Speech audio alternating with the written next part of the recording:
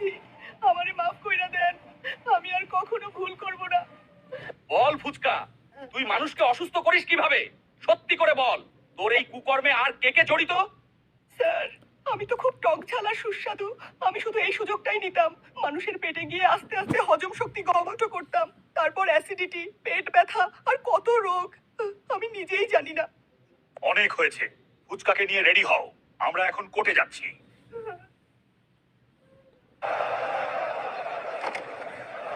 আদালত শুরু করা হলো। অভিযুক্ত ফুচকাকে কাঠগড়ায় হাজির করা হোক। মাই লর্ড, এই নিরীহ দেখতে মচমচে ফুচকা তার স্বাদের ফাঁদে ফেলে প্রতিদিন মানুষকে ঠেলে দিচ্ছে ভয়ঙ্কর সব পেটের রোগের দিকে। অ্যাসিডিটি, গ্যাস্ট্রিক, আলসার সবকিছু শুরু এখান থেকেই। আজ যদি একে ছেড়ে দেওয়া হয়, আগামীকাল আরো কত মানুষের পেট নষ্ট হবে তার কোনো হিসাব নেই। আসামি ফুচকা, তোমার কি কিছু বলার আছে?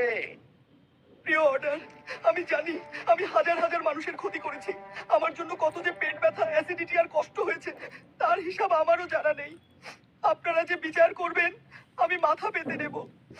Order, order. সব সাক্ষ্য, প্রমাণ এবং আসামির স্বীকারোক্তি বিবেচনা করে এই আদালত সিদ্ধান্তে এসেছে ফুচকা গুরুতর অপরাধী। জনস্বাস্থ্যের ক্ষতি করার দায়ে এই আদালত ফুচকাকে দণ্ডবিধির ৩০২ ধারায় দোষী সাব্যস্ত করছে। মাগো, আর কখনো ফুচকা বিক্রি করব না। আমার এইবার বাঁচান।